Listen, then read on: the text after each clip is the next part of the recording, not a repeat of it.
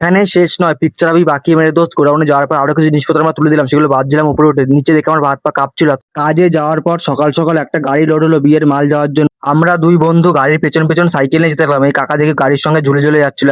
এখানে শেষ নয়, পিকচার আমি বাকি মেরে দোস্ত গোডাউনে যাওয়ার পর আরো কিছু জিনিসপত্র আমরা তুলে দিলাম, সেগুলো বাদছিলাম উপরে উঠে। নিচে দেখে আমার হাত পা কাঁপছিল। জিনিসগুলো ভালোভাবে বাঁধার পর আমাদের লোডিং কমপ্লিট হলো। কাকার বন্ধুগুলো আমাদের প্রচন্ড খেতে পেয়েছে, আমরা এবার খেতে এখন বাড়ি গেলাম। দেখতে দেখতে বন্ধুর 1 মাস কাজ করা কমপ্লিট হলো। বন্ধু আমাকে বলেছিল যে আমি মাইনে নেওয়ার পরে আর কাজে আসবো না, আমার আর ভালো লাগছে না কাজ করতে। বন্ধু আর কাকা গেছিল বাড়িতে খাওয়া দাওয়া করতে, আমি এসে কাকাকে ফ্রিজটা তুলে দিলাম গাড়ি। তারা যারা আমাদের দোকানের মাল ডেলিভারি দেয় তাদের আমি কি বলে ডাকি নিজে আমি কনফিউজ হই। কাউকে বলি কাকা, কাউকে বলি জেঠু, কাউকে দাদু, নিজেই বুঝতে পারি না কি বলে ডাকবো। সোফাটা ছিল গোডাউনের একদম পুরো লাস্ট মাথায়, বার করতে গিয়ে আমার পুরো ঘাম ছুটে গেছে, কি বলবো। আর দাদা আমাকে ফোন করে বললো যে সোফা আনার পরে একটা শোকেস যাবে, ভালো করে নিয়ে আসছে। সেটা আমি বার করে রাখলাম, বাইরে কাকা আসবে তবে নিয়ে যাবে। গোডাউন থেকে আমার জিনিসপত্র আনার কাজ কমপ্লিট, তারপরে আমি দোকানে এসে ফ্যানের তলে বসে হাত মুখ দিয়ে রেস্ট নিচ্ছিলাম। বন্ধু আমাকে ফোন করে বললো যে আমার কাজে যেতে আধা ঘন্টা বেশি টাইম লাগবে, যেহেতু আমি একটা নিমন্ত্রণ বাড়ি যাবো, একটু দেরি হবে কাজে আসতে। বললাম ঠিক আছে। বাড়ি এসে স্নান খাওয়া দাওয়া করার পরে রেস্ট নিয়ে আবার চলে আসলাম কাজে। গোডাউন থেকে কিছু ম্যাট্রেস ডেলিভারি ছিল। দেখতে দেখতে সন্ধ্যা 7টা বেজে গেল। প্রচন্ড মেঘ করেছিল আকাশে, প্রচন্ড বৃষ্টি হলো। আমি ভেবেছিলাম মনে হয় আজকে আর কাস্টমার হবে না, যা বৃষ্টি হচ্ছে। বৃষ্টির মধ্যে আমরা দুই বন্ধু হাঁটতে হাঁটতে চলে আসলাম চপের দোকানে। বন্ধুকে আমি অনেক বোঝালাম যে তোর আজকে কাজের লাস্ট দিন, তোমাকে চপ খাওয়া। অনেক বোঝানোর পর বন্ধু বললো ঠিক আছে খা। চপ সিঙ্গারা মুড়ি খাওয়ার পর আমার বাড়ি যাওয়ার টাইম হয়ে গেছিল, তাই আমি সাইকেল নিয়ে বেরিয়ে পড়লাম বাড়ি যাওয়ার জন্য।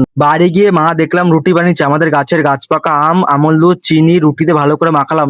এইভাবে আমার রুটি দিয়ে আম দিয়ে মাখিয়ে খেতে প্রচন্ড ভালো লাগে, যেহেতু আমার ছোটবেলাকার অভ্যাস এখনো পরিবর্তন হয়নি। সত্যি কথা বলতে এইভাবে বেশি করে পাকা আম খেতে প্রচন্ড ভয় লাগে, প্রচন্ড ঘুম পায়। কি আর বলতো, গুড নাইট বন্ধু।